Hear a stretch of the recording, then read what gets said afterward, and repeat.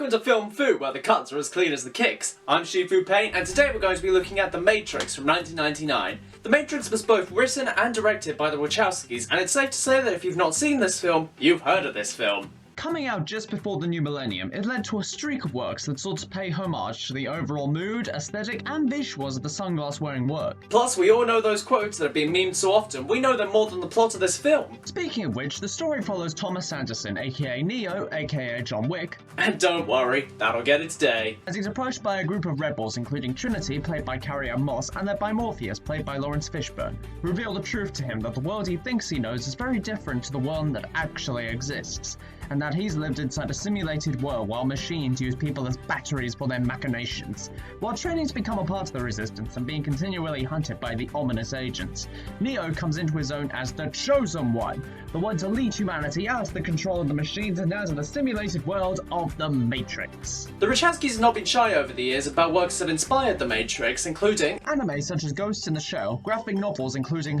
Frank Miller's Hard Boiled, and Alice in Wonderland, which is referenced at several points in the film. Much like the Lewis Carroll book, the themes of the film heavily hinge on dreams and the questioning of perception, as Neo questions everything he has known for his whole life, an entire perspective on reality. The film also contains a lot of religious subtext, with Morpheus and his followers all behaving like a cult or religion, with Neo himself being asked to expand the realm of what he thinks is possible and even take a leap of faith at one point. Sometimes this religious theming can be heavy-handed,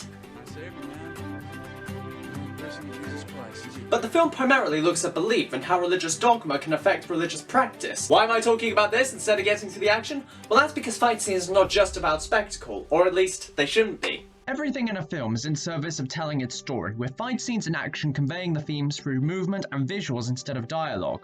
We need to bear this in mind with every film we look at here. Because the action and the realism of certain movements are substituted at times for the context and message of the film. So how does The Matrix's fight scenes aid in the telling of its story and themes? Well, let's put on our sunglasses, and then immediately take them off because we can't see shit, and let's find out. The scene we're primarily looking at today is the training scene between Morpheus and Neo, bearing in mind that here Neo has had knowledge of how to fight downloaded into his head. He's basically read all the books without any application or development of things like muscle memory. Plus, this is pretty much his first fight, while Morpheus has had years to train his body and mind to fight. It looks like everything's stacked against Neo here, in more ways than one. Let's first look at their individual stances. Neo goes into a horse stance. A stance we've covered here before. Plug. One of the first stances you learn in Chinese martial arts, such as Shaolin. It's a strong, steady stance, so it makes sense for a learner to go straight into it. By comparison, Morpheus goes into sitting cat stance, a variation on cat stance that's more crouched, building up momentum on the back leg. It takes time to develop strength from the back leg to hold the stance, so it again highlights Morpheus' experience. Another key difference is how much energy Neo is expending. Anyone will tell you that doing this is only going to tire you out. But this is why we covered the themes and need to bear in mind where Neo is on this part of his journey, because he's only just found out that the world he knew before was a lie, and that the actual world is kind of in the shit. So what I think is going on here is that Neo is willing himself to focus on the present. More on this in a minute. By comparison, Morpheus is only expending what he needs, still showing his mastery. Looking at the techniques present, a multitude of fighting styles are on display, which makes sense as Neo at least has had multiple martial arts downloaded into his memory, including Jiu-Jitsu, Taekwondo, and drunken boxing. They even say that he's been downloading knowledge from martial arts for straight. Along with the stances, some Shaolin is present, including the front flip on the head and his recovery move off the floor. I hesitate to include kicks such as the side kick and roundhouse here, as those kicks are present in multiple martial arts, including Taekwondo, which we definitely know he has knowledge of. Morpheus, by comparison, displays more of a subdued technique, on the defensive and countering Neo until he has the opportunity to attack, utilizing a lot of Wing Chun.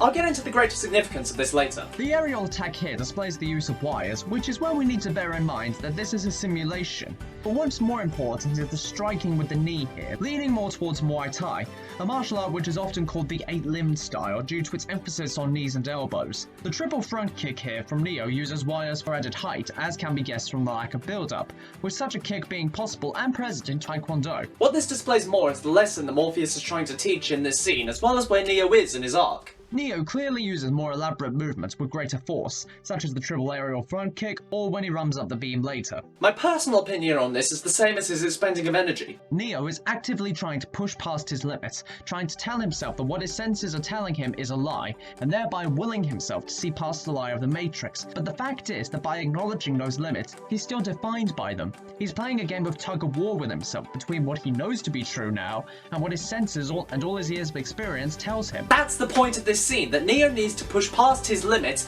and really realise that there are no limits. There is no spoon. See? Whereas Morpheus is not playing with himself.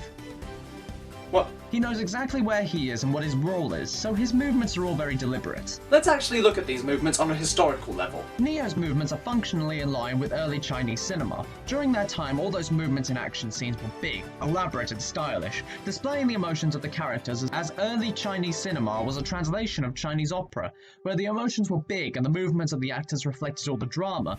All of this changed when Bruce Lee entered the picture. At the time, his movements were so fast that the cameras couldn't pick them up. Lee had been in actual street fights and knew how quick they really were, plus his training at the time was not for show, but rather was for effectiveness. It was clear, based on the technical hindrances, Chinese action needed to evolve to fit into their new context, as Bruce's career in film and television continued. This is true of here also.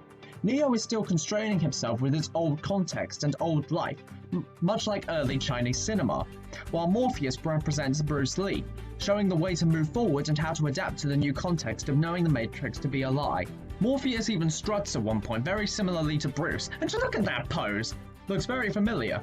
Oh, and I get the feeling I'll be using this a lot.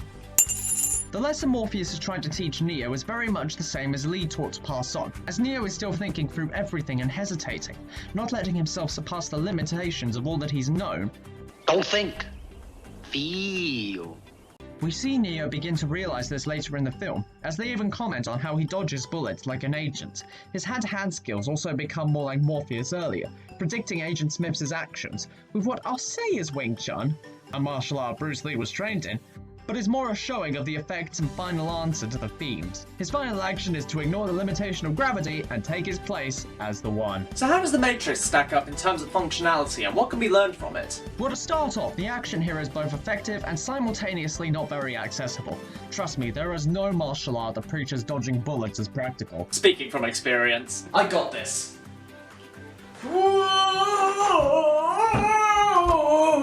look, the bullets! I'm dodging them so effectively! Green tints! And most of the techniques displayed are quite simple, especially when considering how both Keanu Reeves and Hugo Weaving sustained injuries during pre-production, a hip injury for Reeves and a neck injury for Weaving, both requiring surgery. What we can also take away from this is an example of conserving energy during a fight and maintaining control. Neo expended a great deal of energy trying to look flashy and got his ass handed to him. The most important thing to take away from this film, however, is the philosophy of the film, about the limitations placed on practice, through dogma or through personal belief. In The Matrix, this is framed around society or through religion, but in terms of martial arts, it shows the danger of sticking to one form of practice or one frame of mind. We all know at least one story of a master of martial arts believing their own myth and how untouchable they are, only to then be given a knuckle-filled dose of reality, with the path out of this being to not hold on to one school of thought, and never ending the process of learning and growing to become better at your craft, holding yourself to one context or frame of mind. As Bruce himself said, Be water, my friend. I am recording this on the 2nd of June 2020.